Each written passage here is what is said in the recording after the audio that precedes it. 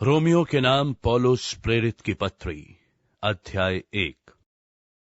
पौलुस की ओर से जो यीशु मसीह का दास है और प्रेरित होने के लिए बुलाया गया और परमेश्वर के उस सुसमाचार के लिए अलग किया गया है, जिसकी उसने पहले ही से अपने भविष्यद्वक्ताओं के द्वारा पवित्र शास्त्र में, परमेश्वर जिसकी सेवा मैं अपनी आत्मा से उसके पुत्र के सुसमाचार के विषय में करता हूं, वही मेरा गवाह है कि मैं तुम्हें किस प्रकार लगातार स्मरण करता रहता हूं और नित्य अपनी प्रार्थनाओं में विनती करता हूं कि किसी रीति से अब भी तुम्हारे पास आने को मेरी यात्रा परमेश्वर की इच्छा से सफल हो, क्योंकि मैं तुमसे मिलने की लालसा करता हूं कि मैं तुम्हें कोई आत्मिक वरदान दूं जिससे तुम स्थिर हो जाओ, अर्थात ये कि मैं तुम्हारे बीच में होकर तुम्हारे साथ उस विश्वास के द्वारा जो मुझ में और तुम में है शांति पाऊं। हे भाइयों, मैं नहीं चाहता कि तुम इससे अनजान रहो कि मैंने बार बार तुम्हारे पास आना चाहा कि जैसा मुझे और अन्य जातियों में फल मिला वैसा ही तुम में भी मिले, परंतु अब तक रुका रहा। मैं यूनानियों और अन्य भाषियों का और बुद्धिमानों और निर्बुद्धियों का कर्जदार हूं। सो मैं तुम्हें भी जो रोम में रहते हो सुसमाचार सुनाने को भरसक तैयार हूं। मैं सुसमाचार से नहीं लजाता, क्योंकि वो हर एक विश्वास करने वाले के लिए पहले तो यहूदी फिर यूनानी के लिए उद्धार के निमित्त परमेश्वर की सामर्थ्य है, क्योंकि उसमें परमेश्वर की धार्मिकता विश्वास से और विश्वास के लिए प्रकट होती है, जैसा लिखा है, विश्वास से धर्मी जन जीवित रहेगा। परमेश्वर का क्रोध तो उन लोगों की सब अभक्ति और अधर्म पर स्वर्ग से प्रकट होता है जो सत्य को अधर्म में दबाए रखते हैं, इसलिए कि परमेश्वर के विषय का ज्ञान उनके मनों में प्रकट है। परमेश्वर ने उन पर प्रकट किया है, क्योंकि उसके अनदेखे गुण अर्थात उसकी सनातन सामर्थ्य और परमेश्वरत्व जगत की सृष्टि के समय से उसके कामों के द्वारा देखने में आते हैं, यहां तक कि वे निरुत्तर हैं। इस कारण कि परमेश्वर को जानने पर भी उन्होंने परमेश्वर के योग्य बढ़ाई और धन्यवाद ना किया, परंतु व्यर्थ विचार करने लगे, यहां तक कि उनका निर्बुद्धि मन अंधेरा हो गया। वे अपने आप को बुद्धिमान जताकर मूर्ख बन गए। उन्होंने अविनाशी परमेश्वर की महिमा को नाशमान मनुष्य और पक्षियों और चौपायों और रेंगने वाले जंतुओं की मूरत की समानता में बदल डाला। इस कारण परमेश्वर ने उन्हें उनके मन के अभिलाषों के अनुसार अशुद्धता के लिए छोड़ दिया कि वे आपस में अपने शरीरों का अनादर करें, क्योंकि उन्होंने परमेश्वर की सच्चाई को बदलकर झूठ बना डाला और सृष्टि की उपासना और सेवा की, ना कि उस सृजनहार की जो सदा धन्य है। आमीन। इसलिए परमेश्वर ने उन्हें नीच कामनाओं के वश में छोड़ दिया, यहां तक कि उनकी स्त्रियों ने भी स्वाभाविक व्यवहार को उससे जो स्वभाव के विरुद्ध है बदल डाला। वैसे ही पुरुष भी स्त्रियों के साथ स्वाभाविक व्यवहार छोड़कर आपस में कामातुर होकर चलने लगे, और पुरुषों ने पुरुषों के साथ निर्लज्ज काम करके अपने भ्रम का ठीक फल पाया। जब उन्होंने परमेश्वर को पहचानना ना चाहा, परमेश्वर ने भी उन्हें उनके निकम्मे मन पर छोड़ दिया कि वे अनुचित काम करें। सो वे सब प्रकार के अधर्म और दुष्टता और लोभ और बैर भाव से भर गए, और डाह और हत्या और झगड़े और छल और ईर्ष्या से भरपूर हो गए, और चुगलखोर बदनाम करने वाले परमेश्वर के देखने में घृणित औरों का अनादर करने वाले अभिमानी, डींग मार, बुरी बुरी बातों के बनाने वाले, माता पिता की आज्ञा ना मानने वाले, निर्बुद्धि, विश्वासघाती, माया रहित और निर्दय हो गए। वे तो परमेश्वर की ये विधि जानते हैं कि ऐसे ऐसे काम करने वाले मृत्यु के दंड के योग्य हैं, तो भी न केवल आप ही ऐसे काम करते हैं, वरन करने वालों से प्रसन्न भी होते हैं। अध्याय 2। सो हे दोष लगाने वाले, तू कोई क्यों ना हो, तू निरुत्तर है, क्योंकि जिस बात में तू दूसरे पर दोष लगाता है, उसी बात में अपने आप को भी दोषी ठहराता है, इसलिए कि तू जो दोष लगाता है, आप ही वही काम करता है। हम जानते हैं कि ऐसे ऐसे काम करने वालों पर परमेश्वर की ओर से ठीक ठीक दंड की आज्ञा होती है। हे मनुष्य, तू जो ऐसे ऐसे काम करने वालों पर दोष लगाता है और आप वे ही काम करता है, क्या यह समझता है कि तू परमेश्वर की दंड की आज्ञा से बच जाएगा? क्या तू उसकी कृपा और सहनशीलता और धीरज रूपी धन को तुच्छ जानता है?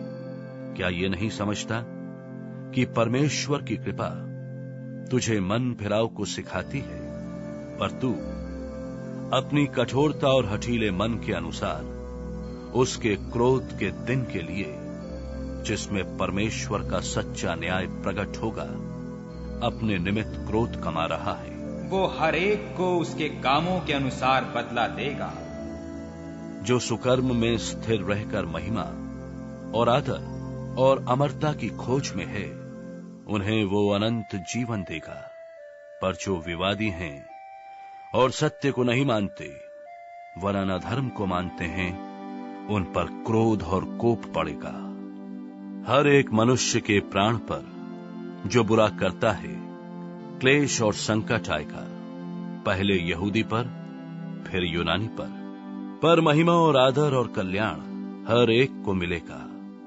जो भला करता है, पहले यहूदी को, फिर यूनानी को, क्योंकि परमेश्वर किसी का पक्ष नहीं करता, इसलिए कि जिन्होंने बिना व्यवस्था पाए पाप किया, वे बिना व्यवस्था के नाश भी होंगे, और जिन्होंने व्यवस्था पाकर पाप किया, उनका दंड व्यवस्था के अनुसार होगा, क्योंकि परमेश्वर के यहां व्यवस्था के सुनने वाले धर्मी नहीं, पर व्यवस्था पर चलने वाले धर्मी ठहराए जाएंगे। फिर जब अन्य जाति लोग, जिनके पास व्यवस्था नहीं, स्वभाव ही से व्यवस्था की बातों पर चलते हैं, तो व्यवस्था उनके पास ना होने पर भी वे अपने लिए आप ही व्यवस्था हैं। वे व्यवस्था की बातें अपने अपने हृदयों में लिखी हुई दिखाते हैं और उनके विवेक की गवाही देते हैं, और अपने पर भरोसा रखता है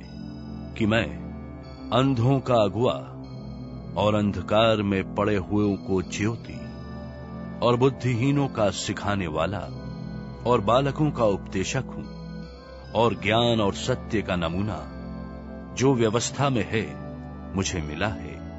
सो क्या तू जो औरों को सिखाता है, अपने आप को नहीं सिखाता? क्या तू जो चोरी ना करने का उपदेश देता है, आप ही चोरी करता है? तू जो कहता है व्यभिचार ना करना, क्या आप ही व्यभिचार करता है? तू जो मूरतों से घृणा करता है, क्या आप ही मंदिरों को लूटता है? तू जो व्यवस्था के विषय में घमंड करता है, क्या व्यवस्था ना मानकर परमेश्वर का अनादर करता है? क्योंकि तुम्हारे कारण अन्य जातियों में परमेश्वर के नाम की निंदा की जाती है। जैसा लिखा भी है, यदि तू व्यवस्था पर चले तो खतने से लाभ तो है, परंतु यदि तू व्यवस्था को ना माने तो तेरा खतना बिन खतना की दशा ठहरा। सो यदि खतना रहित मनुष्य व्यवस्था की विधियों को माना करे, तो क्या उसकी बिना खतना की दशा खतने के बराबर ना गिनी जाएगी? और जो मनुष्य जाति के कारण बिन खतना रहा, यदि वो व्यवस्था को पूरा करे, तो क्या तुझे, जो लेख पाने और खतना किए जाने पर भी व्यवस्था को माना नहीं करता है, दोषी ना ठहराएगा? क्योंकि वो यहूदी नहीं जो प्रगट में यहूदी है, और ना वो खतना है जो प्रगट में है और देह में है। यहूदी वही है जो मन में है, और खतना वही है जो हृदय का और आत्मा में है, ना कि लेख का। ऐसे की प्रशंसा मनुष्यों की ओर से नहीं, परंतु परमेश्वर की ओर से होती है। अध्याय 3। सो यहूदी की क्या बढ़ाई अथवा खतने का क्या लाभ? हर प्रकार से बहुत कुछ। पहले तो ये कि परमेश्वर के वचन उनको सौंपे गए। यदि कितने विश्वासघाती निकले भी तो क्या हुआ? क्या उनके विश्वासघाती होने से परमेश्वर की सच्चाई व्यर्थ ठहरेगी? कदापि नहीं, वरन परमेश्वर सच्चा और हर एक मनुष्य झूठा ठहरे। जैसा लिखा है कि जिससे तू अपनी बातों में धर्मी ठहरे और न्याय करते समय तू जय पाए। सो यदि हमारा अधर्म परमेश्वर की धार्मिकता ठहरा देता है तो हम क्या कहें? क्या ये कि परमेश्वर जो क्रोध करता है अन्यायी है? ये तो मैं मनुष्य की रीति पर कहता हूं, कदापि नहीं। नहीं तो परमेश्वर क्यों कर जगत का न्याय करेगा? यदि मेरे झूठ के कारण परमेश्वर की सच्चाई उसकी महिमा के लिए अधिक करके प्रकट हुई, तो फिर क्यों पापी की नाई में दंड के योग्य ठहराया जाता हूं? और हम क्यों बुराई ना करें कि भलाई निकले, जब हम पर यही दोष लगाया भी जाता है? और कितने कहते हैं कि इनका यही कहना है, ऐसों का दोषी ठहराना ठीक है। तो फिर क्या हुआ कि हम उनसे अच्छे हैं? कभी नहीं, क्योंकि हम यहूदियों और यूनानियों दोनों पर यह दोष लगा चुके हैं कि वे सब के सब पाप के वश में हैं। जैसा लिखा है कि कोई धर्मी नहीं, एक भी नहीं, कोई समझदार नहीं, कोई परमेश्वर का खोजने वाला नहीं। सब भटक गए हैं, सब के सब निकम्मे बन गए हैं। कोई भलाई करने वाला नहीं, एक भी नहीं। उनका गला खुली हुई कब्र है, उन्होंने अपनी जीभों से छल किया है। उनके होठों में सांपों का विष है, उनका मुंह श्राप और कड़वाहट से भरा है। उनके पांव लहू बहाने को फुर्तीले हैं, उनके मार्गों में नाश और क्लेश है। उन्होंने कुशल का मार्ग नहीं जाना, उनकी आंखों के सामने परमेश्वर का भय नहीं। हम जानते हैं कि व्यवस्था जो कुछ कहती है उन्हीं से कहती है जो व्यवस्था के अधीन है, जिससे हर एक मुंह बंद किया जाए और सारा संसार परमेश्वर के दंड के योग्य ठहरे। क्योंकि व्यवस्था के कामों से कोई प्राणी उसके सामने धर्मी नहीं ठहरेगा, कारण कि व्यवस्था के द्वारा पाप की पहचान होती है। पर अब बिना व्यवस्था परमेश्वर की वो धार्मिकता प्रकट हुई है जिसकी गवाही व्यवस्था और भविष्यद्वक्ता देते हैं, अर्थात परमेश्वर की वो धार्मिकता जो मसीही पर विश्वास करने से सब विश्वास करने वालों के लिए है। क्योंकि कुछ भेद नहीं, सबने पाप किया है और परमेश्वर की महिमा से रहित है, परंतु उसके अनुग्रह से उस छुटकारे के द्वारा जो मसीह यीशु में है सेंत मेंत धर्मी ठहराए जाते हैं। उसे परमेश्वर ने उसके लोहू के कारण एक ऐसा प्रायश्चित ठहराया जो विश्वास करने से कार्यकारी होता है कि जो पाप पहले किए गए और जिनकी परमेश्वर ने अपनी सहनशीलता से आनाकानी की, उनके विषय में वो अपनी धार्मिकता प्रकट करें, वरन इसी समय उसकी धार्मिकता प्रकट हो कि जिससे वो आप ही धर्मी ठहरे और यीशु पर विश्वास करे। उसका भी धर्मी ठहराने वाला हो तो घमंड करना कहां रहा? उसकी तो जगह ही नहीं। कौन सी व्यवस्था के कारण से? क्या कर्मों की व्यवस्था से? नहीं, वरन विश्वास की व्यवस्था के कारण। इसलिए हम इस परिणाम पर पहुंचते हैं कि मनुष्य व्यवस्था के कामों के बिना विश्वास के द्वारा धर्मी ठहराता है। क्या परमेश्वर केवल यहूदियों ही का है? क्या अन्य जातियों का नहीं? हां, अन्य जातियों का भी है, क्योंकि एक ही परमेश्वर है जो खतना वालों को विश्वास से और खतना रहितों को भी विश्वास के द्वारा धर्मी ठहराएगा। तो क्या हम विश्वास के द्वारा व्यवस्था को व्यर्थ ठहराते हैं? कदापि नहीं, वरन व्यवस्था को स्थिर करते हैं। अध्याय 4। सो हम क्या कहें कि हमारे शारीरिक पिता इब्राहिम को क्या प्राप्त हुआ? यदि इब्राहिम कामों से धर्मी ठहराया जाता तो उसे घमंड करने की जगह होती, परंतु परमेश्वर के निकट नहीं। पवित्र शास्त्र क्या कहता है? ये कि इब्राहिम ने परमेश्वर पर विश्वास किया और ये उसके लिए धार्मिकता गिना गया। काम करने वाले की मजदूरी देना दान नहीं, परंतु हक समझा जाता है। परंतु जो काम नहीं करता वरन भक्तिहीन के धर्मी ठहराने वाले पर विश्वास करता है, उसका विश्वास उसके लिए धार्मिकता गिना जाता है, जिसे परमेश्वर बिना कर्मों के धर्मी ठहराता है। उसे दाऊद भी धन्य कहता है कि धन्य वे हैं जिनके अधर्म क्षमा हुए और जिनके पाप ढांपे गए। धन्य है वो मनुष्य जिसे परमेश्वर पापी ना ठहराए।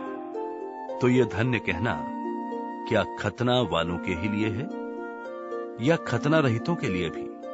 हम ये कहते हैं कि इब्राहिम के लिए उसका विश्वास धार्मिकता गिना गया। तो वो क्यों कर गिना गया? खतने की दशा में या बिना खतने की दशा में? खतने की दशा में नहीं, परंतु बिना खतने की दशा में। और उसने खतने का चिन्ह पाया कि उस विश्वास की धार्मिकता पर छाप हो जाए जो उसके बिना खतने की दशा में रखा था, जिससे वो उन सब का पिता ठहरे जो बिना खतने की दशा में विश्वास करते हैं, और कि वे भी धर्मी ठहरे और उन खतना किए हुओं का पिता हो जो न केवल खतना किए हुए हैं, परंतु हमारे पिता इब्राहिम के उस विश्वास की लीक पर भी चलते हैं जो उसने बिन खतने की दशा में किया था, क्योंकि ये प्रतिज्ञा कि वो जगत का वारिस होगा ना इब्राहिम को ना उसके वंश को व्यवस्था के द्वारा दी गई थी, परंतु विश्वास की धार्मिकता के द्वारा मिली। क्योंकि यदि व्यवस्था वाले वारिस हैं तो विश्वास व्यर्थ और प्रतिज्ञा निष्फल ठहरी।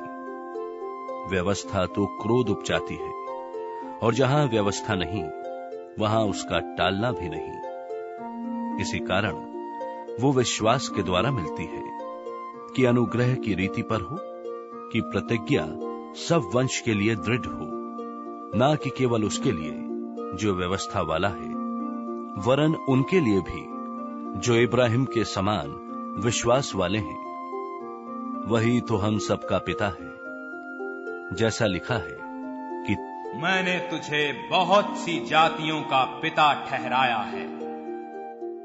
उस परमेश्वर के सामने जिस पर उसने विश्वास किया और जो मरे हुओं को जिलाता है और जो बातें हैं ही नहीं उनका नाम ऐसा लेता है कि मानो वे हैं, उसने निराशा में भी आशा रखकर विश्वास किया, इसलिए कि उस वचन के अनुसार कि तेरा वंश ऐसा होगा, वो बहुत सी जातियों का पिता हो। और वो जो 100 वर्ष का था अपने मरे हुए से शरीर और सारा के गर्भ की मरी हुई की सी दशा जानकर भी विश्वास में निर्बल ना हुआ, ना उसने अविश्वासी होकर परमेश्वर की प्रतिज्ञा पर संदेह किया, पर विश्वास में दृढ़ होकर उसने परमेश्वर की महिमा की और निश्चय जाना कि जिस बात की उसने प्रतिज्ञा की है वो उसे पूरी करने को भी सामर्थी है। इस कारण ये उसके लिए धार्मिकता गिना गया। और ये वचन कि विश्वास उसके लिए धार्मिकता गिना गया, न केवल उसी के लिए लिखा गया, वरन हमारे लिए भी, जिनके लिए विश्वास धार्मिकता गिना जाएगा, अर्थात हमारे लिए जो उस पर विश्वास करते हैं, जिसने हमारे प्रभु यीशु को मरे हुओं में से जिलाया। वो हमारे अपराधों के लिए पकड़वाया गया और हमारे धर्मी ठहरने के लिए जिलाया भी गया। अध्याय 5। सो जब हम विश्वास से धर्मी ठहरे तो अपने प्रभु यीशु मसीह के द्वारा परमेश्वर के साथ मेल रखें, जिसके द्वारा विश्वास के कारण उस अनुग्रह तक जिसमें हम बने हैं हमारी पहुंच भी हुई, और परमेश्वर की महिमा की आशा पर घमंड करें। केवल यही नहीं, वरन हम क्लेशों में भी घमंड करें, यही जानकर कि क्लेश से धीरज, और धीरज से खरा निकलना, और खरे निकलने से आशा उत्पन्न होती है, और आशा से लज्जा नहीं होती, क्योंकि पवित्र आत्मा जो हमें दिया गया है उसके द्वारा परमेश्वर का प्रेम हमारे मन में डाला गया है। क्योंकि जब हम निर्बल ही थे तो मसीह ठीक समय पर भक्तिहीनों के लिए मरा। किसी धर्मी जन के लिए कोई मरे ये तो दुर्लभ है, परंतु क्या जाने किसी भले मनुष्य के लिए कोई मरने का भी हियाक करे।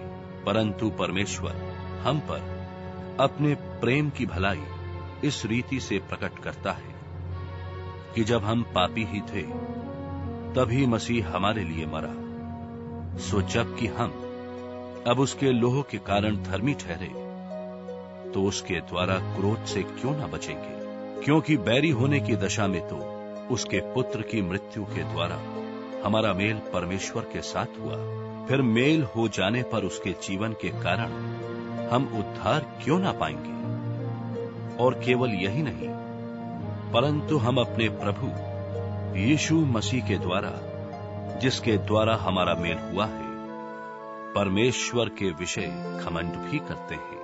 इसलिए जैसा एक मनुष्य के द्वारा पाप जगत में आया और पाप के द्वारा मृत्यु आई, और इस रीति से मृत्यु सब मनुष्यों में फैल गई, इसलिए कि सबने पाप किया। क्योंकि व्यवस्था के दिए जाने तक पाप जगत में तो था, परंतु जहां व्यवस्था नहीं वहां पाप गिना नहीं जाता। तो भी आदम से लेकर मूसा तक मृत्यु ने उन लोगों पर भी राज्य किया जिन्होंने उस आदम के अपराध की नाई, जो उस आने वाले का चिन्ह है, पाप ना किया।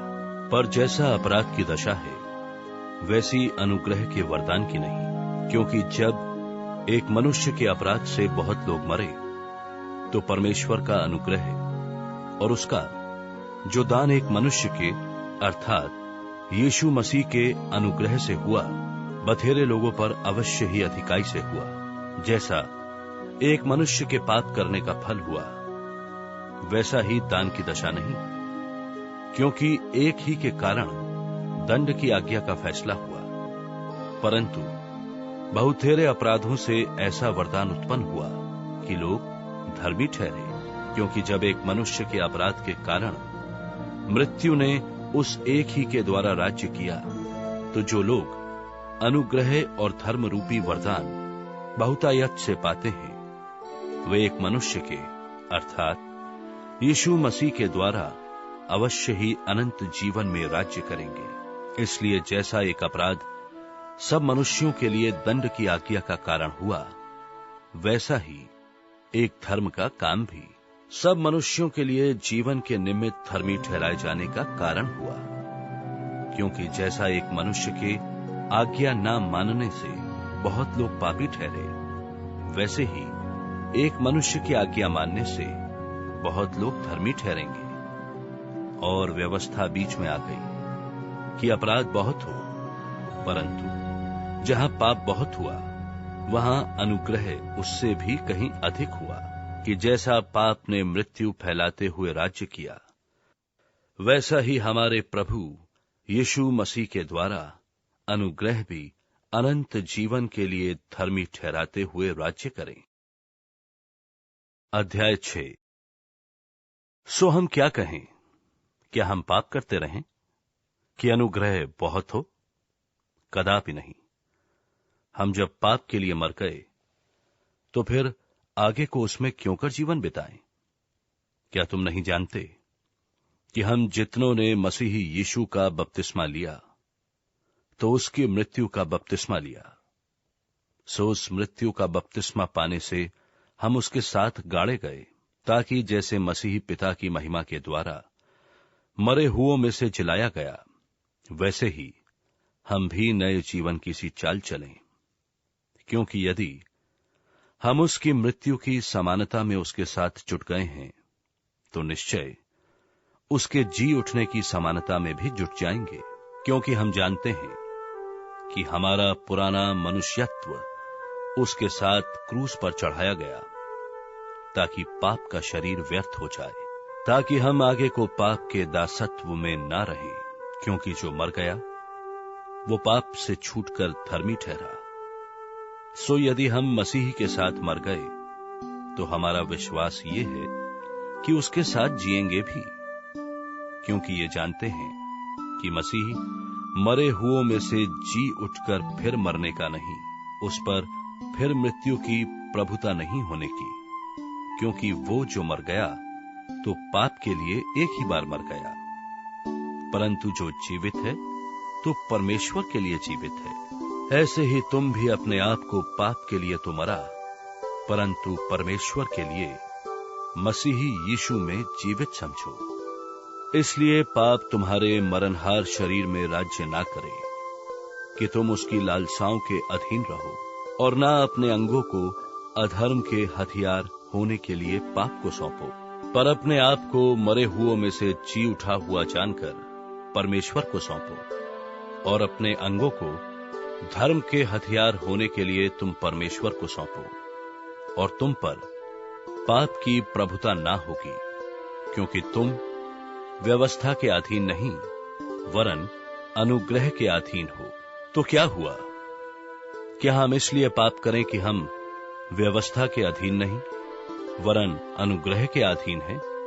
कदापि नहीं। क्या तुम नहीं जानते कि जिसकी आज्ञा मानने के लिए तुम अपने आप को दासों की नाई सौंप देते हो, उसी के दास हो?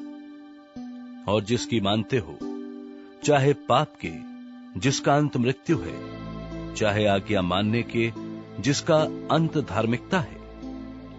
परंतु परमेश्वर का धन्यवाद हो कि तुम जो पाप के दास थे, मन से उस उपदेश के मानने वाले हो गए जिसके सांचे में ढाले गए थे, और पाप से छुड़ाए जाकर धर्म के दास हो गए। मैं तुम्हारी शारीरिक दुर्बलता के कारण मनुष्यों की रीति पर कहता हूं, जैसे तुमने अपने अंगों को कुकर्म के लिए अशुद्धता और कुकर्म के दास करके सौंपा था, वैसे ही अब अपने अंगों को पवित्रता के लिए धर्म के दास करके सौंप दो। जब तुम पाप के दास थे तो धर्म की ओर से स्वतंत्र थे। सो जिन बातों से अब तुम लज्जित होते हो, उनसे उस समय तुम क्या फल पाते थे? क्योंकि उनका अंत तो मृत्यु है। परंतु अब पाप से स्वतंत्र होकर और परमेश्वर के दास बनकर तुमको फल मिला, जिससे पवित्रता प्राप्त होती है, और उसका परिणाम अनंत जीवन है। क्योंकि पाप की मजदूरी तो मृत्यु है, परंतु परमेश्वर का वरदान हमारे प्रभु मसीही यीशु में अनंत जीवन है। अध्याय 7। हे भाइयों, क्या तुम नहीं जानते?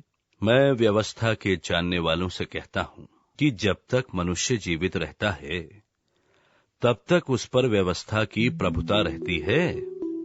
क्योंकि विवाहिता स्त्री व्यवस्था के अनुसार अपने पति के जीते जी उससे बंधी है, परंतु यदि पति मर जाए तो वो पति की व्यवस्था से छूट गई। सो यदि पति के जीते जी वो किसी दूसरे पुरुष की हो जाए तो व्यभिचारिणी कहलाएगी, परंतु यदि पति मर जाए तो वो उस व्यवस्था से छूट गई। यहां तक कि यदि किसी दूसरे पुरुष की भी हो जाए तो भी व्यभिचारिणी न ठहरेगी। सो हे मेरे भाइयों, तुम भी मसीह की देह के द्वारा व्यवस्था के लिए मरे हुए बन गए कि उस दूसरे के हो जाओ जो मरे हुओं में से जी उठा, ताकि हम परमेश्वर के लिए फल लाए। क्योंकि जब हम शारीरिक थे तो पाप की अभिलाषाएं जो व्यवस्था के द्वारा थी मृत्यु का फल उत्पन्न करने के लिए हमारे अंगों में काम करती थी। परंतु जिसके बंधन में हम थे उसके लिए मरकर अब व्यवस्था से ऐसे छूट गए कि लेख की पुरानी रीति पर नहीं वरन आत्मा की नई रीति पर सेवा करते हैं। तो हम क्या कहें? क्या व्यवस्था पाप है? कदापि नहीं, वरन बिना व्यवस्था के मैं पाप को नहीं पहचानता। व्यवस्था यदि न कहती कि लालच मत कर, तो मैं लालच को न जानता। परंतु पाप ने अवसर पाकर आज्ञा के द्वारा मुझ में सब प्रकार का लालच उत्पन्न किया। क्योंकि बिना व्यवस्था पाप मुर्दा है। मैं तो व्यवस्था बिना पहले जीवित था, परंतु जब आज्ञा आई तो पाप जी गया और मैं मर गया। और वही आज्ञा जो जीवन के लिए थी मेरे लिए मृत्यु का कारण ठहरी, क्योंकि पाप ने अवसर पाकर आज्ञा के द्वारा मुझे बहकाया और उसी के द्वारा मुझे मार भी डाला। इसलिए व्यवस्था पवित्र है और आज्ञा भी ठीक और अच्छी है। तो क्या वो जो अच्छी थी मेरे लिए मृत्यु ठहरी?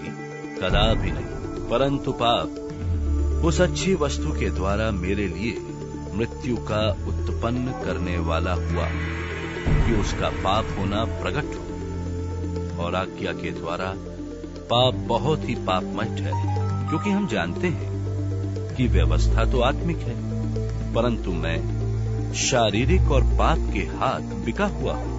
और जो मैं करता हूं उसको नहीं जानता, क्योंकि जो मैं चाहता हूं वो नहीं किया करता, परंतु जिससे मुझे घृणा आती है वही करता हूं।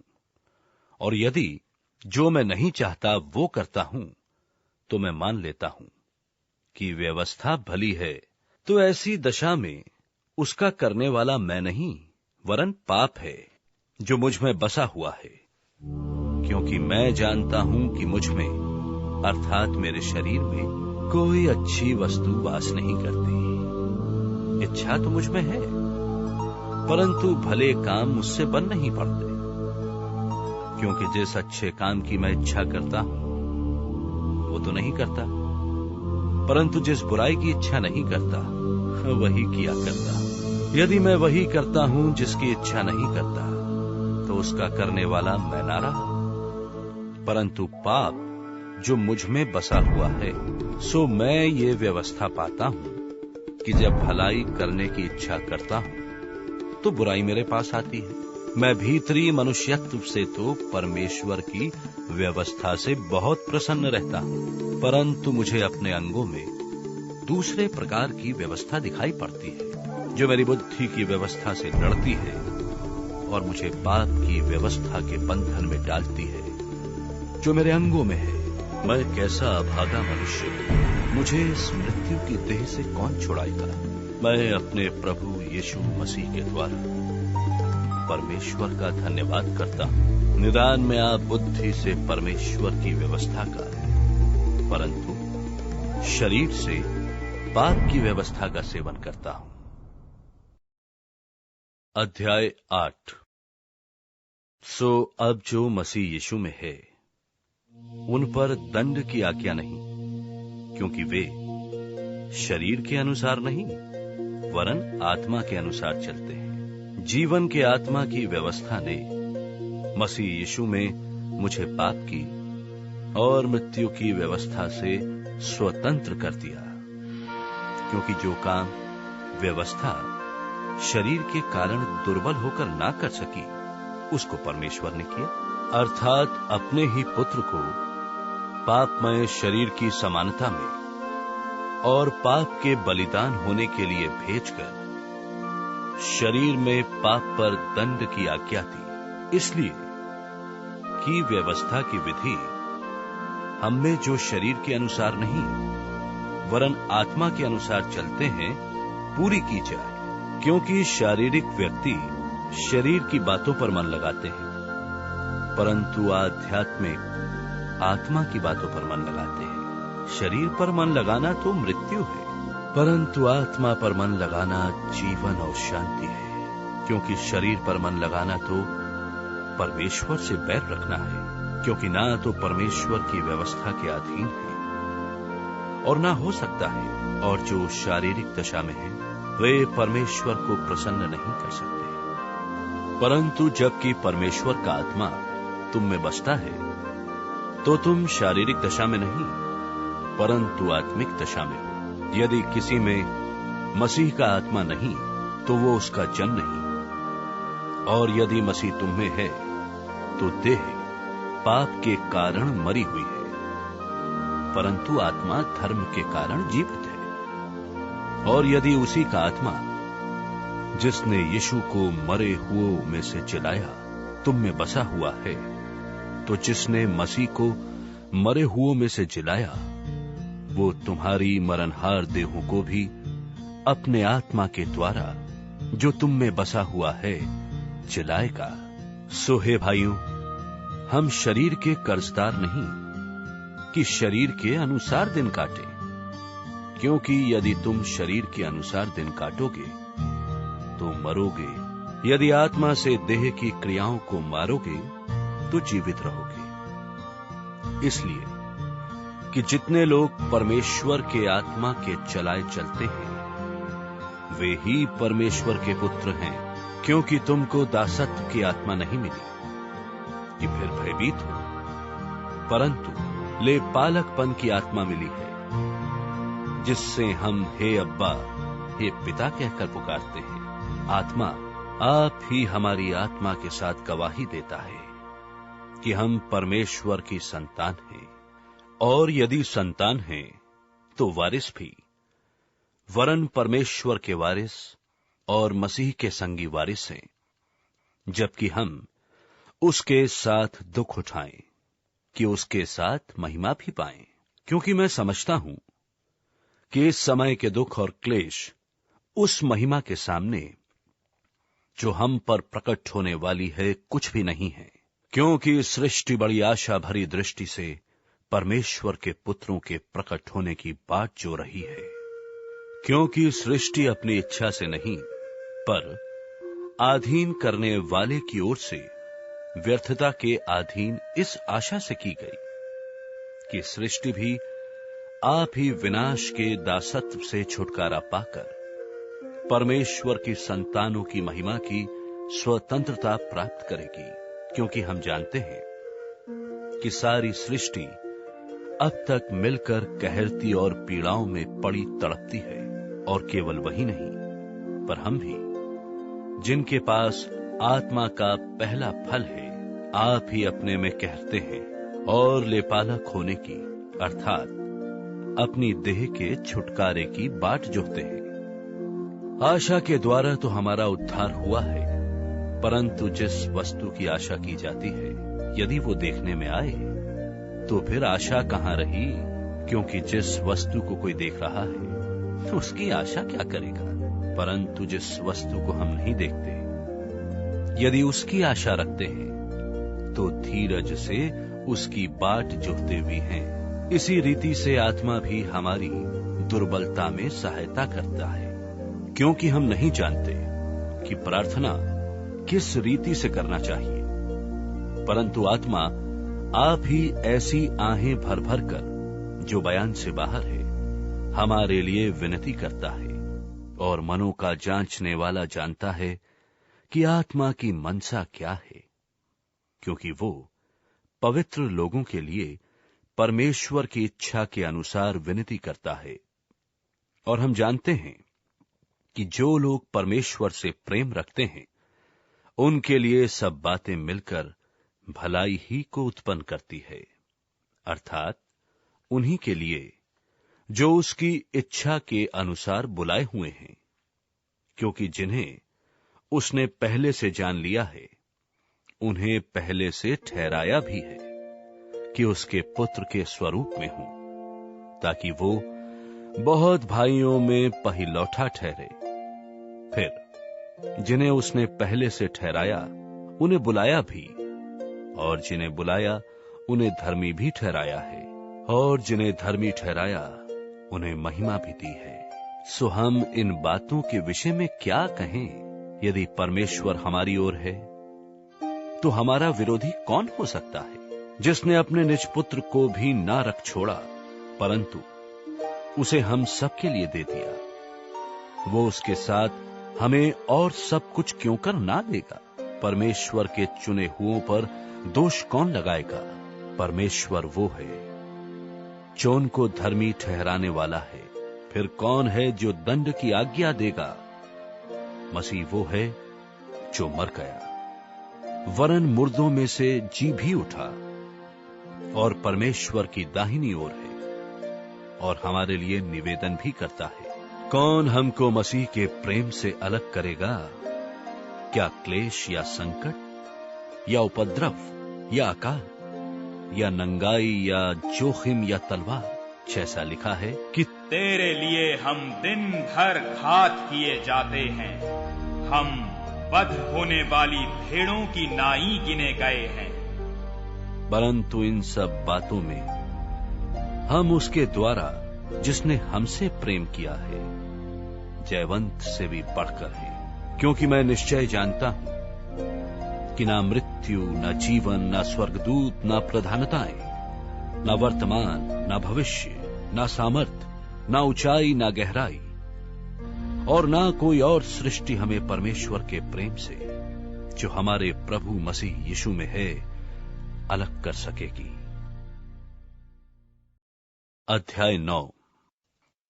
मैं मसीह में सच कहता हूं, झूठ नहीं बोलता, और मेरा विवेक भी पवित्र आत्मा में गवाही देता है कि मुझे बड़ा शोक है और मेरा मन सदा दुखता रहता है, क्योंकि मैं यहां तक चाहता था कि अपने भाइयों के लिए जो शरीर के भाव से मेरे कुटुंबी हैं, आप ही मसीही से शापित हो जाता। वे इस्राएली हैं और ले पालकपन का हक और महिमाएं और वाचाएं और व्यवस्था और उपासना और प्रतिज्ञाएं उन्हीं की हैं, पुरखे भी उन्हीं के हैं, और मसीह भी शरीर के भाव से उन्हीं में से हुआ, जो सबके ऊपर परम परमेश्वर युगानुयुग धन्य है। आमीन। परंतु ये नहीं कि परमेश्वर का वचन टल गया, इसलिए कि जो इस्राएल के वंशज हैं वे सब इस्राएली नहीं, और ना इब्राहिम के वंश होने के कारण सब उनकी संतान ठहरे, परंतु लिखा है कि इसहाक ही से तेरा वंश कहलाएगा। अर्थात शरीर की संतान परमेश्वर की संतान नहीं, परंतु प्रतिज्ञा के संतान वंश गिने जाते हैं, क्योंकि प्रतिज्ञा का वचन ये है कि मैं इस समय के अनुसार आऊंगा और सारा के पुत्र होगा। और केवल यही नहीं, परंतु जब रिबका भी एक से अर्थात हमारे पिता इसहाक से गर्भवती थी, और अभी तक ना तो बालक जन्मे थे और ना उन्होंने कुछ भला या बुरा किया था, उसने कहा कि जेठा छुटके का दास होगा, इसलिए कि परमेश्वर की मनसा जो उसके चुन लेने के अनुसार है, कर्मों के कारण नहीं परंतु बुलाने वाले पर बनी रहे। जैसा लिखा है, मैंने याकूब से प्रेम किया परंतु एसाव को अप्रिय जाना। सो हम क्या कहें? क्या परमेश्वर के यहां अन्याय है? कदापि नहीं, क्योंकि वो मूसा से कहता है, मैं जिस किसी पर दया करना चाहूं उस पर दया करूंगा, और जिस किसी पर कृपा करना चाहूं उसी पर कृपा करूंगा। सो ये ना तो चाहने वाले की ना दौड़ने वाले की, परंतु दया करने वाले परमेश्वर की बात है, क्योंकि पवित्र शास्त्र में फिरौन से कहा गया, मैंने तुझे इसीलिए खड़ा किया है कि तुझ में अपनी सामर्थ्य दिखाऊं और मेरे नाम का प्रचार सारी पृथ्वी पर हो। सो वो जिस पर चाहता है उस पर दया करता है और जिसे चाहता है उसे कठोर कर देता है। सो तू मुझसे कहेगा, वो फिर क्यों दोष लगाता है? कौन उसकी इच्छा का सामना करता है? हे मनुष्य, भला तू कौन है जो परमेश्वर का सामना करता है? क्या गढ़ी हुई वस्तु गढ़ने वाले से कह सकती है कि तूने मुझे ऐसा क्यों बनाया है? क्या कुम्हार को मिट्टी पर अधिकार नहीं कि एक ही लोंदे में से एक बर्तन आदर के लिए और दूसरे को अनादर के लिए बनाए?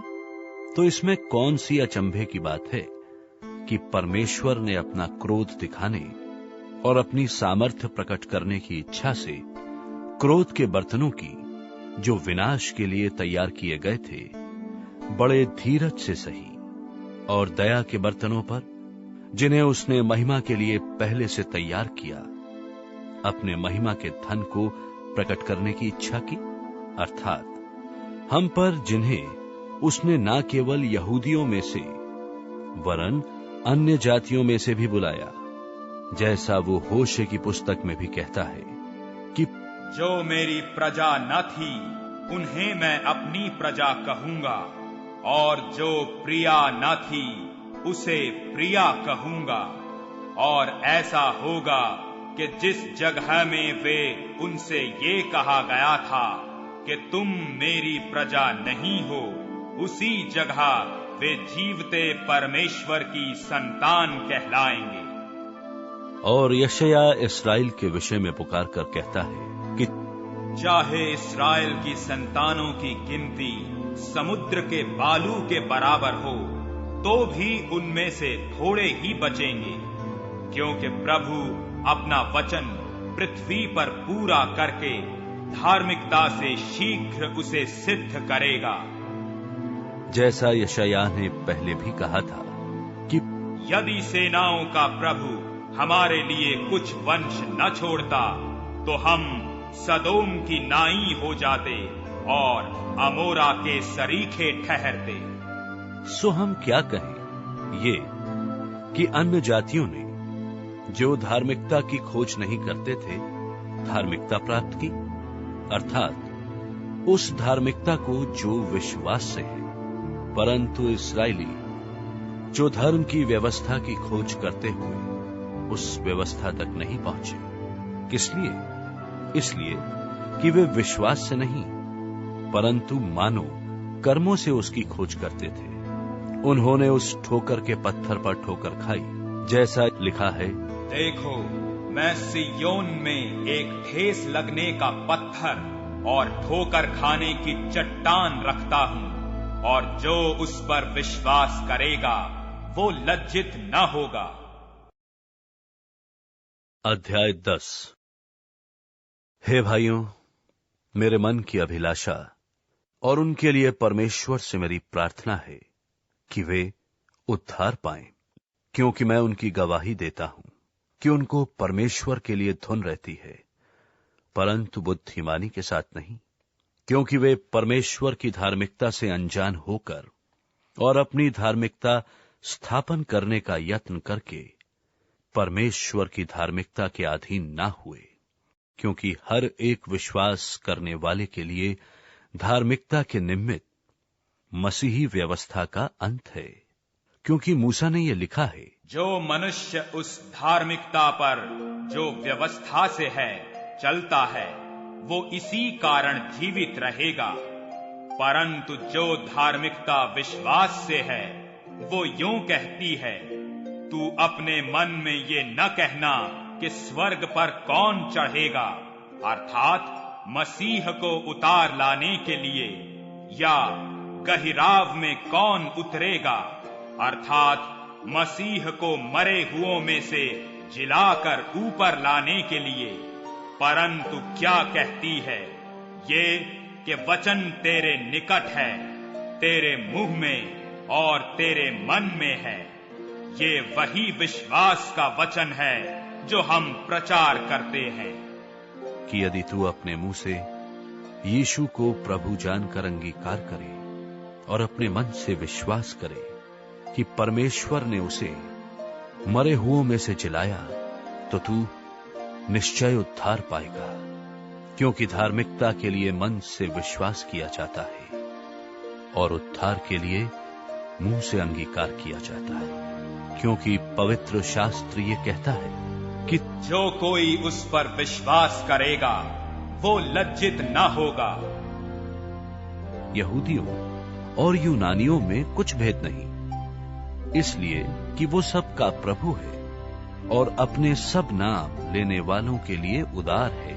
क्योंकि जो कोई प्रभु का नाम लेगा वो उद्धार पाएगा। फिर जिस पर उन्होंने विश्वास नहीं किया वे उसका नाम क्यों कर ले, और जिसकी नहीं सुनी उस पर क्यों कर विश्वास करें। और प्रचारक बिना क्यों कर सुने, और यदि भेजे न जाएं तो क्यों कर प्रचार करें। जैसा लिखा है कि उनके पांव क्या ही सुहावने हैं जो अच्छी बातों का सुसमाचार सुनाते हैं। परंतु सब ने उस सुसमाचार पर कान ना लगाया।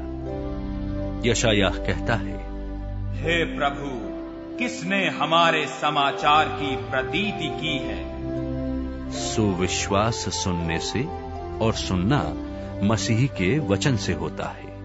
परंतु मैं कहता हूं, क्या उन्होंने नहीं सुना? सुना तो सही, क्योंकि लिखा है कि उनके स्वर सारी पृथ्वी पर और उनके वचन जगत की छोर तक पहुंच गए हैं। फिर मैं कहता हूं, क्या इस्राएली नहीं जानते थे? पहले तो मूसा कहता है कि मैं उनके द्वारा जो जाति नहीं तुम्हारे मन में जलन उपजाऊंगा, मैं एक मूढ़ जाति के द्वारा तुम्हें रिस दिलाऊंगा। फिर यशायाह बड़े हियाव के साथ कहता है, जो मुझे नहीं ढूंढते थे उन्होंने मुझे पा लिया, और जो मुझे पूछते भी न थे उन पर मैं प्रकट हो गया। परंतु इस्राएल के विषय में वो ये कहता है कि मैं सारे दिन अपने हाथ एक आज्ञा न मानने वाली और विवाद करने वाली प्रजा की ओर पसारे रहा। अध्याय 11। इसलिए मैं कहता हूं, क्या परमेश्वर ने अपनी प्रजा को त्याग दिया? कदापि नहीं। मैं भी तो इस्राएली हूं। मैं इब्राहिम के वंश और बिन्यामीन के गोत्र में से हूं। परमेश्वर ने अपनी उस प्रजा को नहीं त्यागा जिसे उसने पहले ही से जाना। क्या तुम नहीं जानते कि पवित्र शास्त्र एलिय्याह की कथा में क्या कहता है? वह इस्राएल के विरोध में परमेश्वर से विनती करता है, हे प्रभु, उन्होंने तेरे भविष्यद्वक्ताओं को घात किया और तेरी वेदियों को ढा दिया है। मैं ही अकेला बच रहा हूं और वे मेरे प्राण के भी खोजी हैं। परंतु परमेश्वर से उसे क्या उत्तर मिला? मैंने अपने लिए 7,000 पुरुषों को रख छोड़ा है जिन्होंने बाल के आगे घुटने नहीं टेके हैं। सो इसी रीति से इस समय भी अनुग्रह से चुने हुए कितने लोग बाकी हैं? यदि ये अनुग्रह से हुआ है तो फिर कर्मों से नहीं तो अनुग्रह फिर अनुग्रह नहीं रहा। सो परिणाम क्या हुआ? ये कि इस्राएली जिसकी खोज में हैं वो उनको नहीं मिला, परंतु चुने हुओं को मिला, और शेष लोग कठोर किए गए हैं। जैसा लिखा है कि परमेश्वर ने उन्हें आज के दिन तक भारी नींद में डाल रखा है, और ऐसी आंखें दी जो न देखें और ऐसे कान जो न सुने। और दाऊद कहता है, उनका भोजन उनके लिए जाल और फंदा और ठोकर और दंड का कारण हो जाए। उनकी आंखों पर अंधेरा छा जाए ताकि न देखें, और तू सदा उनकी पीठ को झुकाए रख। सो मैं कहता हूं, क्या उन्होंने इसलिए ठोकर खाई कि गिर पड़े? कदापि नहीं। परंतु उनके गिरने के कारण अन्य जातियों को उद्धार मिला कि उन्हें जलन हो। सो यदि उनका गिरना जगत के लिए धन और उनकी घटी अन्य जातियों के लिए संपत्ति का कारण हुआ, तो उनकी भरपूरी से कितना ना होगा। मैं तुम अन्य जातियों से ये बातें कहता हूं, जबकि मैं अन्य जातियों के लिए प्रेरित हूं, तो मैं अपनी सेवा की बढ़ाई करता हूं कि किसी रीति से मैं अपने कुटुंबियों से जलन करवाकर उनमें से कई एक का उद्धार कराऊं, क्योंकि जबकि उनका त्याग दिया जाना जगत के मिलाप का कारण हुआ, तो क्या उनका ग्रहण किया जाना मरे हुओं में से जी उठने के बराबर ना होगा? जब भेंट का पहला पेड़ा पवित्र ठहरा, तो पूरा गुंधा हुआ आटा भी पवित्र है, और जब जड़ पवित्र ठहरी, तो डालियां भी ऐसी ही हैं। और यदि कई एक डालियां तोड़ दी गईं, और तू जंगली जलपाई होकर उनमें साटा गया, और जलपाई की जड़ की चिकनाई का भागी हुआ है, तो डालियों पर घमंड ना करना। यदि तू घमंड करे, तो जान रख कि तू जड़ को नहीं, परंतु जड़ तुझे संभालती है। फिर तू कहेगा, डालियां इसलिए तोड़ी गई कि मैं साटा जाऊं। भला वे तो अविश्वास के कारण तोड़ी गईं, परंतु तू विश्वास से बना रहता है। इसलिए तू अभिमानी ना हो, परंतु भय कर, क्योंकि जब परमेश्वर ने स्वाभाविक डालियां ना छोड़ी, तो तुझे भी ना छोड़ेगा। इसलिए परमेश्वर की कृपा और कड़ाई को देख। जो गिर गए उन पर कड़ाई, परंतु तुझ पर कृपा। यदि तू उसमें बना रहे, नहीं तो तू भी काट डाला जाएगा। और वे भी यदि अविश्वास में ना रहे, तो साटे जाएंगे, क्योंकि परमेश्वर उन्हें फिर साट सकता है। क्योंकि यदि तू उस जलपाई से, जो स्वभाव से जंगली है, काटा गया और स्वभाव के विरुद्ध अच्छी जलपाई में साटा गया, तो वे जो स्वाभाविक डालियां हैं, अपने ही जलपाई में साटे क्यों न जाएंगे।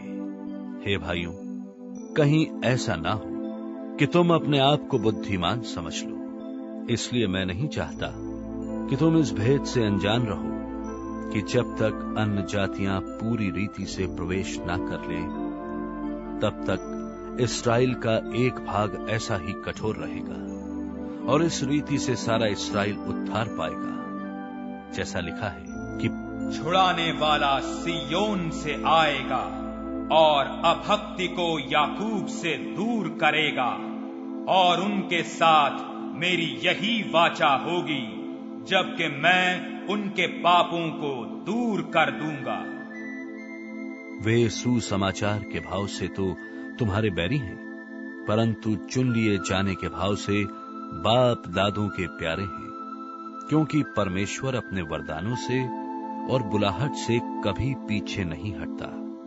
क्योंकि जैसे तुमने पहले परमेश्वर की आज्ञा ना मानी, परंतु अभी उनके आज्ञा ना मानने से तुम पर दया हुई, वैसे ही उन्होंने भी अब आज्ञा ना मानी कि तुम पर जो दया होती है, इससे उन पर भी दया हो, क्योंकि परमेश्वर ने सबको आज्ञा ना मानने के कारण बंद कर रखा, ताकि वो सब पर दया करे।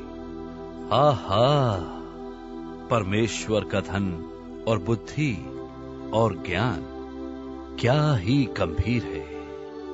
उसके विचार कैसे अथाह और उसके मार्ग कैसे अगम है। प्रभु की बुद्धि को किसने जाना, या उसका मंत्री कौन हुआ, या किसने पहले उसे कुछ दिया है जिसका बदला उसे दिया जाए। क्योंकि उसकी ओर से और उसी के द्वारा और उसी के लिए सब कुछ है। उसकी महिमा युगानुयुग होती रहे। आमीन। अध्याय 12। इसलिए हे भाइयों, मैं तुमसे परमेश्वर की दया स्मरण दिलाकर विनती करता हूं कि अपने शरीरों को जीवित और पवित्र और परमेश्वर को भावता हुआ बलिदान करके चढ़ाओ। यही तुम्हारी आत्मिक सेवा है, और इस संसार के सदृश ना बनो, परंतु तुम्हारी बुद्धि के नए हो जाने से तुम्हारा चाल चलन भी बदलता जाए, जिससे तुम परमेश्वर को भली और भावती और सिद्ध इच्छा अनुभव से मालूम करते रहो।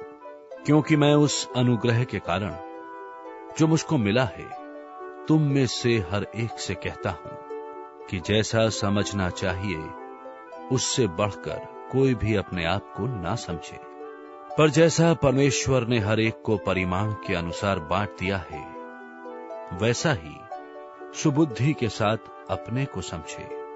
क्योंकि जैसे हमारी एक देह में बहुत से अंग हैं और सब अंगों का एक ही सा काम नहीं, वैसा ही हम जो बहुत हैं मसीह में एक देह होकर आपस में एक दूसरे के अंग हैं।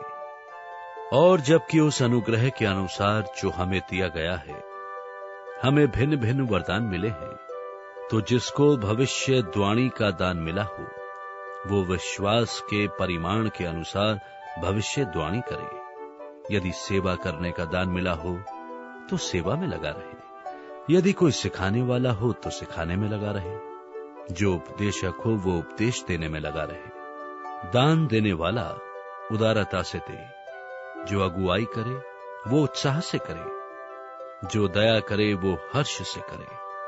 प्रेम निष्कपट हो, बुराई से घृणा करो, भलाई में लगे रहो।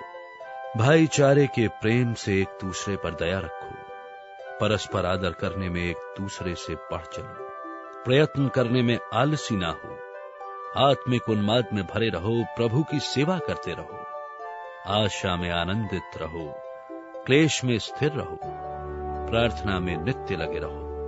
पवित्र लोगों को जो कुछ अवश्य हो उसमें उनकी सहायता करो, पहुनाई करने में लगे रहो, अपने सताने वालों को आशीष दो श्राप ना दो, आनंद करने वालों के साथ आनंद करो और रोने वालों के साथ रो, आपस में एक सा मन रखो, अभिमानी ना हो परंतु दीनों के साथ संगति रखो, अपनी दृष्टि में बुद्धिमान ना हो, बुराई के बदले किसी से बुराई ना करो। जो बातें सब लोगों के निकट भली हैं उनकी चिंता किया करो। जहां तक हो सके तुम अपने भरसक सब मनुष्यों के साथ मेल मिलाप रखो। हे प्रियो, अपना पलटा ना लेना, परंतु क्रोध को अवसर दो, क्योंकि लिखा है पलटा लेना मेरा काम है। प्रभु कहता है मैं ही बदला दूंगा। परंतु यदि तेरा बैरी भूखा हो तो उसे खाना खिला, यदि प्यासा हो तो उसे पानी पिला, क्योंकि ऐसा करने से तू उसके सिर पर आग के अंगारों का ढेर लगाएगा। बुराई से ना हारो, परंतु भलाई से बुराई को जीत लो। अध्याय 13। हर एक व्यक्ति प्रधान अधिकारियों के अधीन रहे, क्योंकि कोई अधिकार ऐसा नहीं जो परमेश्वर की ओर से ना हो, और जो अधिकार है वे परमेश्वर के ठहराए हुए हैं।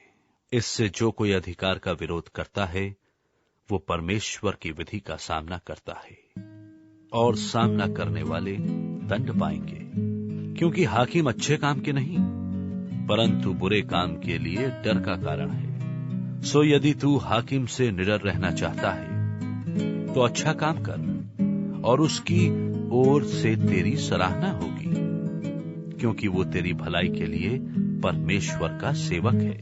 परंतु यदि तू बुराई करे तो डर, क्योंकि वो तलवार व्यर्थ लिए हुए नहीं और परमेश्वर का सेवक है, कि उसके क्रोध के अनुसार बुरे काम करने वाले को दंड दे। इसलिए अधीन रहना न केवल उस क्रोध से परंतु डर से अवश्य है, वरन विवेक भी यही गवाही देता है। इसलिए कर भी दो, क्योंकि वे परमेश्वर के सेवक हैं और सदा इसी काम में लगे रहते हैं। इसलिए हर एक का हक चुकाया करो, जिसे कर चाहिए उसे कर दो, जिसे महसूल चाहिए उसे महसूल दो, जिससे डरना चाहिए उससे डरो, जिसका आदर करना चाहिए उसका आदर करो। आपस के प्रेम को छोड़ और किसी बात में किसी के कर्जदार ना हो, क्योंकि जो दूसरे से प्रेम रखता है उसी ने व्यवस्था पूरी की है। क्योंकि ये कि व्यभिचार न करना, हत्या न करना, चोरी न करना, लालच न करना, और इनको छोड़ और कोई भी आज्ञा हो तो सबका सारांश इस बात में पाया जाता है कि अपने पड़ोसी से अपने समान प्रेम रख। प्रेम पड़ोसी की कुछ बुराई नहीं करता, इसलिए प्रेम रखना व्यवस्था को पूरा करना है। और समय को पहचान कर ऐसा ही करो, इसलिए कि अब तुम्हारे लिए नींद से जाग उठने की घड़ी आ पहुंची है। क्योंकि जिस समय हमने विश्वास किया था उस समय के विचार से अब हमारा उद्धार निकट है। रात बहुत बीत गई है और दिन निकलने पर है, इसलिए हम अंधकार के कामों को तेज कर ज्योति के हथियार बांध लें। जैसा दिन को सोहता है वैसा ही हम सीधी चाल चलें, ना कि लीला क्रीड़ा और पियक्कड़पन, ना व्यभिचार और लुचपन में, और ना झगड़े और डाह में, वरन प्रभु यीशु मसीह को पहन लो और शरीर के अभिलाषों को पूरा करने का उपाय ना करो। अध्याय 14। जो विश्वास में निर्बल हैं उसे अपनी संगति में ले लो, परंतु उसकी शंकाओं पर विवाद करने के लिए नहीं। क्योंकि एक को विश्वास है कि सब कुछ खाना उचित है, परंतु जो विश्वास में निर्बल है वो साग पात ही खाता है, और खाने वाला ना खाने वाले को तुच्छ ना जाने, और ना खाने वाला खाने वाले पर दोष ना लगाए, क्योंकि परमेश्वर ने उसे ग्रहण किया है। तू कौन है जो दूसरे के सेवक पर दोष लगाता है? उसका स्थिर रहना या गिर जाना उसके स्वामी ही से संबंध रखता है, वरन वो स्थिर ही कर दिया जाएगा, क्योंकि प्रभु उसे स्थिर रख सकता है। कोई तो एक दिन को दूसरे से बढ़कर जानता है, और कोई सब दिन एक सा जानता है। हर एक अपने ही मन में निश्चय कर ले, जो किसी दिन को मानता है वो प्रभु के लिए मानता है, जो खाता है वो प्रभु के लिए खाता है, क्योंकि वो परमेश्वर का धन्यवाद करता है। और जो नहीं खाता वो प्रभु के लिए नहीं खाता और परमेश्वर का धन्यवाद करता है, क्योंकि हम में से ना तो कोई अपने लिए जीता है और कोई अपने लिए मरता है। क्योंकि यदि हम जीवित हैं तो प्रभु के लिए जीवित हैं, और यदि मरते हैं तो प्रभु के लिए मरते हैं। सो हम जिया करें या मरें, हम प्रभु ही के हैं। क्योंकि मसीह इसलिए मरा और जी भी उठा कि वो मरे हुओं और जीवतों दोनों का प्रभु हो। तू अपने भाई पर दोष क्यों लगाता है, या तू फिर क्यों अपने भाई को तुच्छ जानता है? हम सब के सब परमेश्वर के न्याय सिंहासन के सामने खड़े होंगे, क्योंकि लिखा है कि प्रभु कहता है, मेरे जीवन की सौगंध, हर एक घुटना मेरे सामने टिकेगा और हर एक जीभ परमेश्वर को अंगीकार करेगी। सो हम में से हर एक परमेश्वर को अपना अपना लेखा देगा। अतएव आगे को हम एक दूसरे पर दोष ना लगाएं, पर तुम यही ठान लो कि कोई अपने भाई के सामने ठेस या ठोकर खाने का कारण न रखे। मैं जानता हूं और प्रभु यीशु से मुझे निश्चय हुआ है कि कोई वस्तु अपने आप से अशुद्ध नहीं, परंतु जो उसको अशुद्ध समझता है उसके लिए अशुद्ध है। यदि तेरा भाई तेरे भोजन के कारण उदास होता है तो फिर तू प्रेम की रीति से नहीं चलता। जिसके लिए मसीही मरा उसको तू अपने भोजन के द्वारा नाश ना कर, अब तुम्हारी भलाई की निंदा ना होने पाए। क्योंकि परमेश्वर का राज्य खाना पीना नहीं, परंतु धर्म और मिलाप और वो आनंद है जो पवित्र आत्मा से होता है। जो कोई इस रीति से मसीह की सेवा करता है वो परमेश्वर को भाता है और मनुष्यों में ग्रहण योग्य ठहरता है।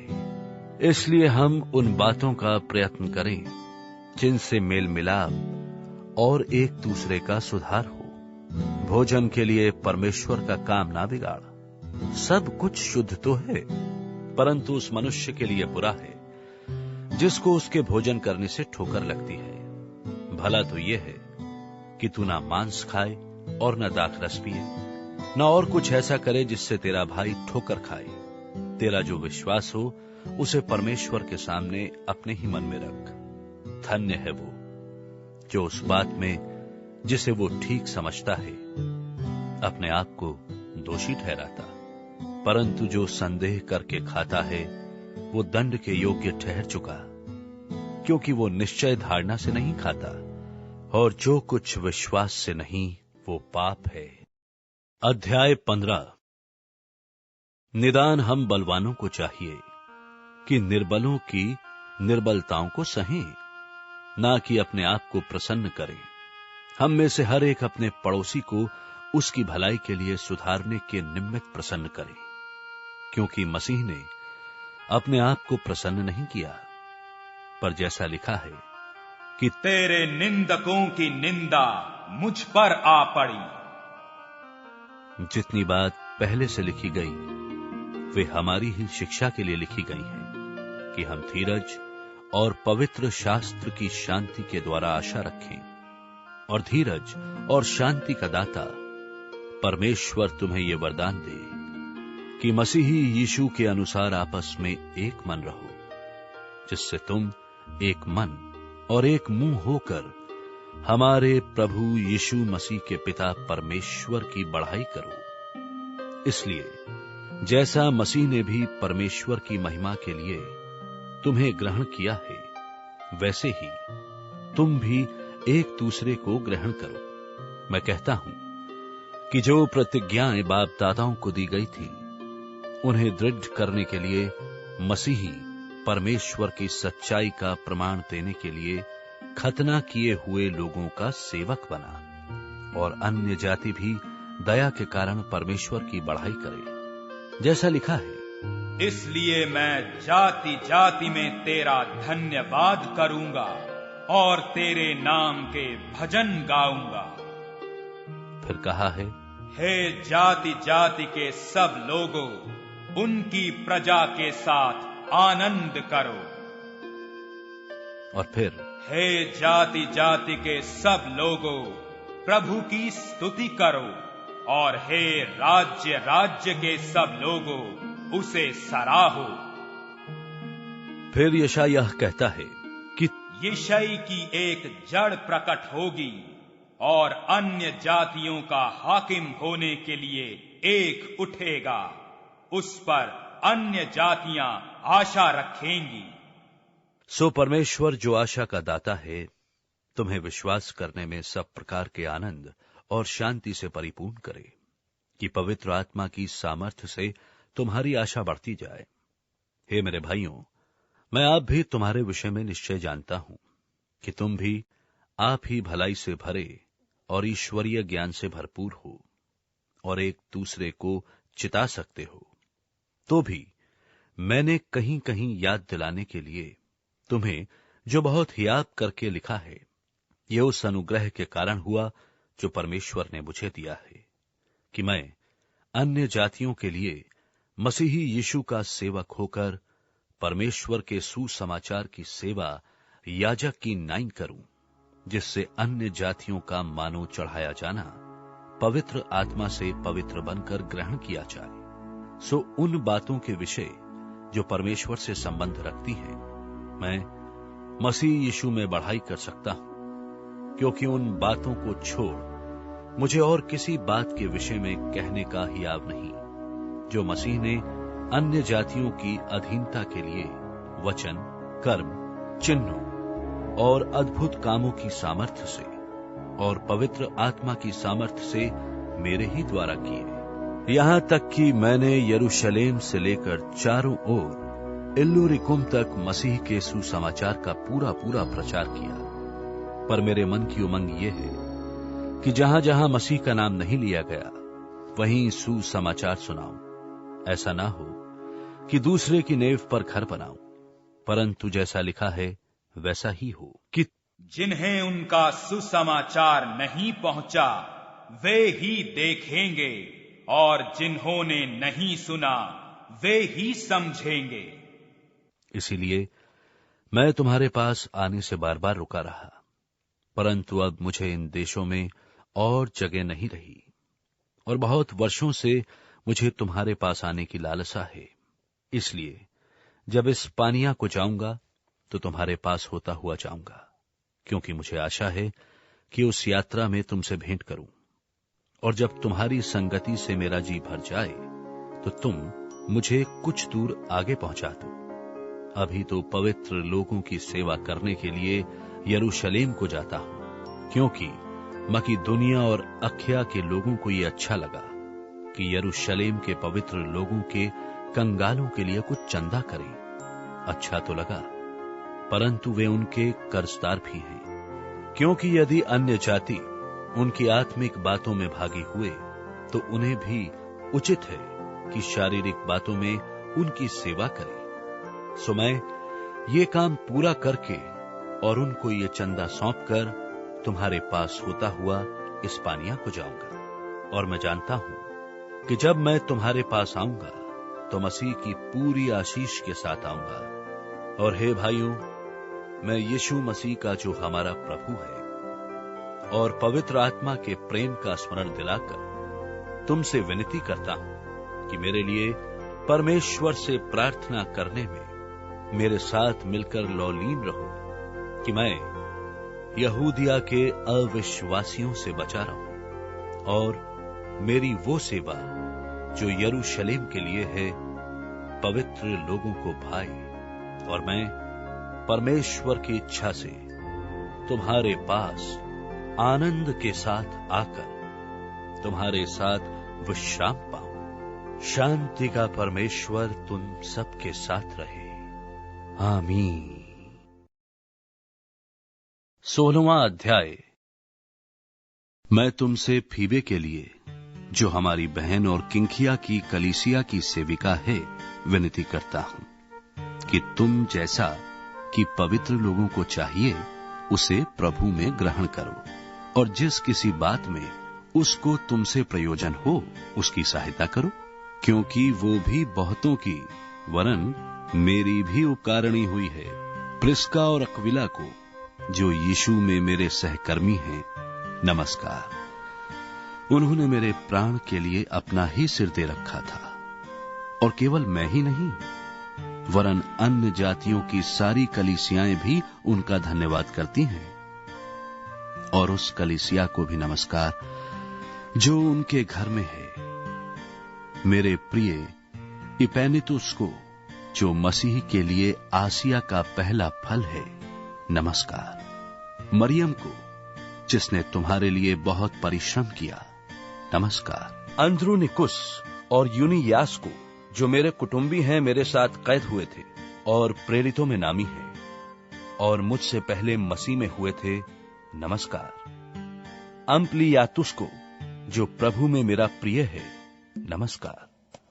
उर्बानुस को, जो मसीह में हमारा सहकर्मी है, और मेरे प्रिय इस्तखुस को नमस्कार। अपिल्लेस को, जो मसीह में खरा निकला, नमस्कार। अरिस्तुबुलुस के घराने को नमस्कार। मेरे कुटुंबी हेरोदियोन को नमस्कार। नरकिस्सुस के घराने के जो लोग प्रभु में हैं, उनको नमस्कार।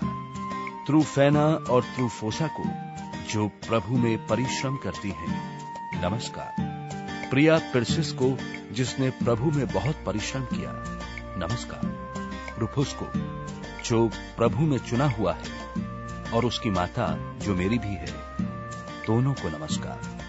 असुक्रितुस और फिलगोन और हिमस और पत्रुबास और हिमांस और उनके साथ के भाइयों को नमस्कार। फिलुलुगुस और यूलिया और नेरियोस और उसकी बहन और उलुम्पास और उनके साथ के सब पवित्र लोगों को नमस्कार। आपस में पवित्र चुंबन से नमस्कार करो। तुमको मसीह की सारी कलीसियाओं की ओर से नमस्कार। अब हे भाइयों, मैं तुमसे विनती करता हूं कि जो लोग उस शिक्षा के विपरीत जो तुमने पाई है, फूट पड़ने और ठोकर खाने के कारण होते हैं, उन्हें ताड़ लिया करो और उनसे दूर रहो, क्योंकि ऐसे लोग हमारे प्रभु मसीह की नहीं परंतु अपने पेट की सेवा करते हैं। और चिकनी चुपड़ी बातों से सीधे साधे मन के लोगों को बहका देते हैं। तुम्हारे आज्ञा मानने की चर्चा सब लोगों में फैल गई है, इसलिए मैं तुम्हारे विषय में आनंद करता हूं। फिर भी मैं ये चाहता हूं कि तुम भलाई के लिए